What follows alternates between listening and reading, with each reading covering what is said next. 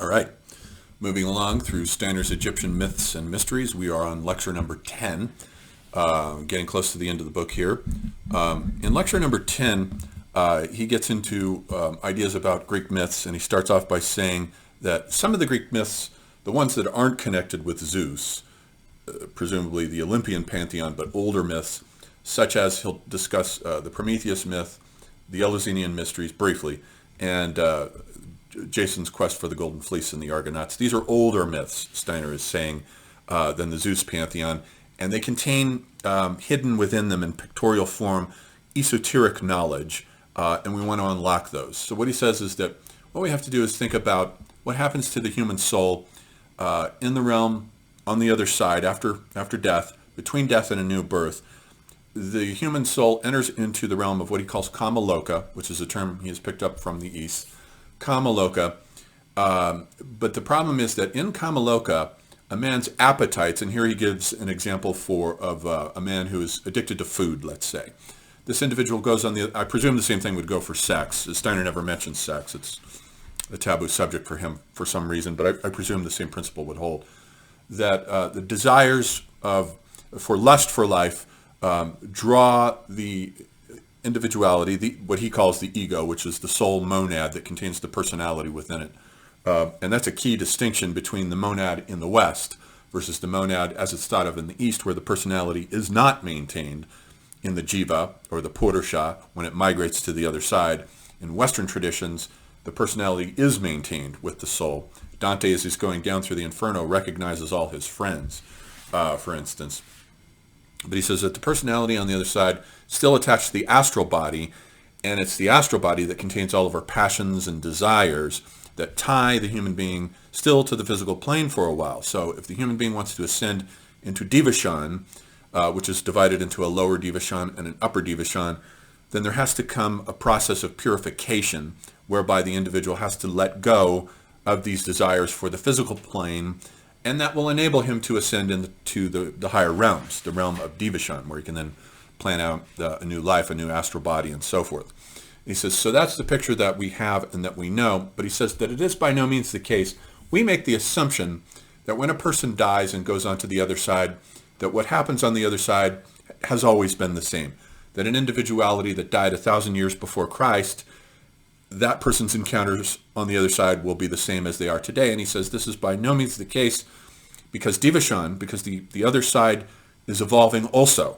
So conditions there have changed just as well as the earth evolves. And we don't have the same flora and fauna now that we had 1 million years ago, let's say. It keeps changing. Same thing for the other side. And then so he says that when we look at these post-Atlantean civilizations, we can see that, for example, if we look at the situation as it was for the Atlanteans, they were able to, they had strong clairvoyant abilities, and they were able at night to go and commune and hang out with the realm of the gods, but that they gradually lost this ability. And when the first post-Atlantean civilization came into being, that of the Hindus, of course, the world was unreal for them. It was Maya. They were still very attached to Divashan. And so when they got onto the other side after death, Divashan was still brightly lit for them. It still had a very clear consciousness for them. And he says, but then as it moved down to the Persians, for whom the physical world became real, something that could be transformed, given enough work upon it, then men began to form attachments to the physical world that had a corresponding darkening of consciousness in Divashan, so that when he got on the other side, in Divashan things dimmed. Same thing with the Egypto-Chaldean culture. The physical world became even more real as the Egyptians developed all their sciences for mastery over physical matter. When they got to the other side, things got darker until by the time of the Greco-Latin period, once human individuals got to the other side, things were darker still. And so we have had a darkening of consciousness in direct proportion to the degree to which we have had an increase in objective consciousness in our relationship to objects in the physical plane. They've gotten clearer and clearer, but as a result, not only clairvoyant abilities have been lost, but also our experiences on the other side have grown murkier and more dim. And he says that the whole purpose of the mystery cults came into being to help remedy this, because the mystery cults, if one is initiated into these mystery cults, then it provides a ray of light that the individual can take with him onto the other side so that it will illuminate it. It will cast some light into Devachan, and it will help with the process of changing his consciousness here to such a degree that it will actually affect the other side. So that things on the physical plane are actually affecting things on the other side, and vice versa. It's a reciprocal evolutionary process. And he says that there have been lots of mystery cults and centers in ancient history that have provided man with these abilities, and that in the picture language of our myths and our sagas, initiates have tried to communicate this wisdom to their pupils. He says that in Atlantean times, individuals, before the physical body had solidified, before bones had appeared especially, and the physical body was still not quite fully dense and was still very etheric and pliable, other beings, he could inhabit and commune with beings at night when he went to sleep, but also reciprocally, these other beings on the other side, and some of them have names like Wotan and Thor, gods like that, Baldur. These actually refer to real beings on the other side who are able to come down and incarnate as human avatars and take on human form only until during the Atlantean situation, bones had appeared in the physical body. And by the time of the appearance of the endoskeleton within the human being, the physical body has solidified. And beings such as, he says, take Wotan, for instance. Wotan was a being who was able to incarnate as far down as an etheric body and could therefore appear in physical form amongst the Atlanteans only so long as it had not densified yet. But once it began to densify, Wotan was like, no thanks. These bodies are too physically heavy and coarse for me. I cannot inhabit these bodies, so I won't. So what had to happen was a new kind of connection then had to take place between these divine beings and human beings, whereby the human being could evolve from below upward to meet the divine being, so that a process had to take place whereby certain human beings could purify and etherealize their physical bodies, their etheric bodies, and their astral bodies. They could be purified to such an extent, I presume he means by purification, like in Buddhism, he's going to talk about the Buddha here, like in Buddhism, where fear and desire are minimized and minimized and minimized until there's just a kind of a stasis state of indifference to suffering, indifference to desires. And then gradually the bodies are purified. And he says that the Buddha was one such being. This was a being who had purified his physical, astral, and etheric bodies to such an extent that Wotan could actually come down and inhabit those bodies. Wotan did, he says, inhabit the astral and etheric bodies of the Buddha. That this was a being who was able to get inside the Buddha and communicate the new teaching that the physical world is all suffering. It's all suffering, don't bother with it. And he says that, so, on the other hand, in Western civilization, through the gradual process from the Greco-Latin culture to our fifth post-Atlantean civilization of today, we have become more and more shackled to the physical plane. We have become more and more ensnared within it to such an extent that Buddhism just glides off of us. It has no effect. And Buddhism could never be imported as a major religion in the West for precisely this reason. Just as he says Christianity could never have been a religion that would be totally imported across to Asia, because the Mongolian peoples there are still so rooted in their traditions. And he says there's a very strong Atlantean, a lot of them are Atlantean stragglers. There's a very strong Atlantean consciousness there still, in such a way that Christianity wouldn't work there, just as Buddhism wouldn't work here as major religions. So it's a no-go. So he says that this is what was the case with the Buddha, and he says that now something similar happened with the Christ event, the Christ being. The incarnation of Christ was the great event that enabled a change in man's consciousness, in Western consciousness in particular, such that when the individual got to the other side, Devachan would be brightly lit and illuminated.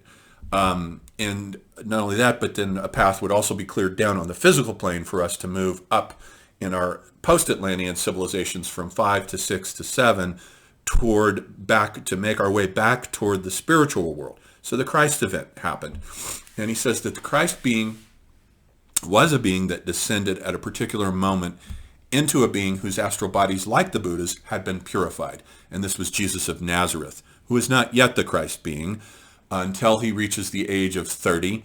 And according to the John Gospel, when John baptizes him, and you can imagine this image in your mind's eye of, let's say, Leonardo's master Verrocchio painted the baptism of Christ, which Leonardo was allowed to paint the folds as an apprentice on the angel's folds on the left of the image of Christ standing in the river Jordan, with John having just baptized him with the water, and up above him is the dove that is descending straight toward him.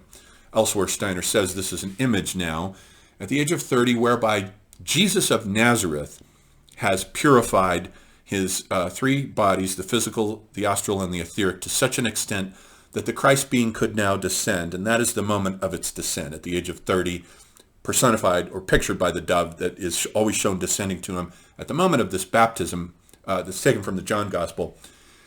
And the being descends, and this is a being from the Son. And the last time that we were amongst the Christ being, of course, as we have seen through Steiner's evolutionary model, was before the earth separated from the Son. When the earth was still united with the Son, Christ was the main Son being there. And when the Son withdrew, it took the Christ being with it, so that Christ has only been able to work externally from his position on the Son through the human gradual process of various prophets, such as Zoroaster, and the various initiation centers and wisdom centers, I suppose Manu and Mani and all these various mystery cults have had glimpses and intuitions of the Christ being and the Christ event as something that will come eventually. But then it actually happened, and the Christ being descended into Jesus of Nazareth, and now he became the new being, in which some very interesting processes took place here. And he says that, now remember that I told you that the bones of the human being took a long time to solidify. And by the time they did solidify, these godlike beings could no longer incarnate as avatars amongst us. And so the bones of the Christ being were actually, when this Christ being entered into Jesus of Nazareth, it actually transformed, it actually went all the way down into the physical body, into the bones themselves, which made the bones unique in the sense that they became impervious to fire. Fire is a process that there's a threat to the physical body, and death first came in with the solidification of the bones and the threat, the ever-present threat of the body being burned up to cinders by fire, including the bones. But with Christ, with the transubstantiation of the bones by the presence of this Christ avatar within Jesus of Nazareth, the bones became impervious to fire and in a sense became immortal. So they could not be destroyed. And so at this point then, something happened when this being was crucified and the blood ran down onto the earth. Within that blood, it actually carried a process within it, forces, astral and etheric forces that entered for the first time in the earth's history, entered into the earth and actually changed its vibratory structure, such that if you were a being who could look at the earth from outside of it and see it clairvoyantly, not just as a blue ball, but see its astral and its etheric sheaths, you would see that the astral halo around it would actually be changing color. He doesn't say what color, but that it would change color as the blood of Christ leaked into the earth and basically transubstantiated it, just like the priest does with the wafer when the body of Christ descends down into the wafer during the Mass. It transubstantiates it, and it vibrates at a different frequency now and makes possible a change in human consciousness and a change in the darkening of consciousness on the other side, which is now lit up. And indeed, he's right about this, that our knowledge of the afterlife has darkened over time. For the Egyptians, as I've said before, for the Egyptians, the afterlife was brightly lit. It was a place that you were going to go to. You spent your whole life preparing for it, and you were going to go to it. And when you got there, it was going to be brightly lit. It was the same thing with the Mesopotamians in the tombs that Sir Leonard Woolley dug up, in the tombs of Ur, where we find all this opulence that these individuals are going to take down with them into the underworld, because they're going to have a party there. They're going to light it up and have a party with all these gems and jewels and riches and so forth. So the afterlife was still brightly lit for those two civilizations, what Steiner would call the third post-Atlantean epoch. By the time of the Greco-Latin epoch, in the Odyssey, in Homer's Odyssey, when Odysseus takes his night sea journey down into the underworld, what he encounters there is a very dark, gloomy, bitter place. It's gone dark for the West because the Greeks are the first to turn their backs on the cult of ancestor worship and on the afterlife. It has gone dark. and we have inherited a darkened underworld, or a darkened afterlife. Let's put it that way, since underworld was part of the cosmology of thinking that it was beneath the earth. It's not beneath the earth. It's at another dimension. It's on another plane that vibrates at a higher vibratory frequency. But it's dark for us. And so the Christ event was specifically took place to light it up for us, to pave a path back for us, to light it up again. And so he says that what had happened in human evolution and he says, now let's turn to the being for whose sake all this happened, which is the human being. And specifically the human being once was on the other side in a realm of pure spiritual beauty and so forth, and that the physical plane, he descended into the physical plane specifically to develop the ego. But he means by that, of course, self-consciousness. Self-conscious awareness was not something that could have taken place, as far as Steiner is concerned, if he had remained in the astral worlds. So the physical incarnation process came about for a reason, and the physical body became dense and hard for a reason, namely to have the experience of hard, physical, external objects bumping up against you so that you could have objective knowledge of the outer world, and in doing that have self-knowledge. Knowledge of the self only comes into being through the friction between subject and object, a hard subject encountering a hard object. And so he says, but the downside of this was that it ensnared us in the physical plane. It fettered us. It chained us to the physical world. And he says that the image of this in Greek myth is, of course, the image of Prometheus being chained to the rock. And he says that the ego actually, produces, when it came down into the body and penetrated as far down into the astral body, then the astral body shapes the physical body. So the physical body has certain organs that have come into being as the result of the astral body's presence, such as the gallbladder and the liver, he says. Those are directly connected to the astral body and the ego coming down into it. So this is why the eagle comes to gnaw on the liver of Prometheus every night, just the way the astral body, with all its passions and desires, gnaws on the physical body, gnaws on it, on the liver even.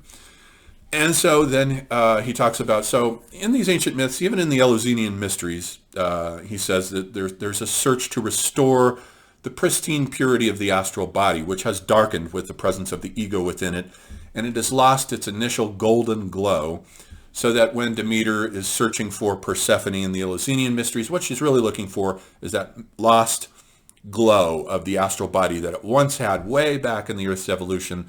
Before the ego came down into it, the body solidified, and it became this process of gradual darkening of consciousness. And then he says also Jason's quest in the Argonautica for the Golden Fleece is really a code for the quest for the golden glow of the original sheen that the astral body had in early evolution before it got darkened by the presence of an ego and the gradual loss of contact with the spiritual worlds that the mystery cults have been provided to us as an attempt to light up our consciousness when we get on the other side. So it isn't this dark, gloomy place.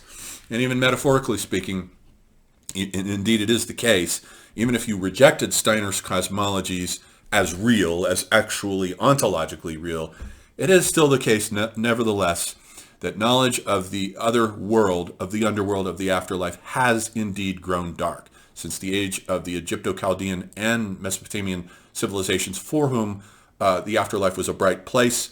And in our case, it's a very dark, gloomy place to such an extent that we don't even want to talk about it. We've become a death-denying culture, to put it in the words of Franz Borkenau, a death-denying culture. We don't even admit it. It's the subject that we don't talk about. We're just here now. So we've totally lost contact anyhow, regardless of Steiner's cosmology or mythology. We've totally lost contact with it. So we do need something to light up our knowledge of the other side again. And that is what these mystery cults provide for us. And so next, then we'll look at chapter 11.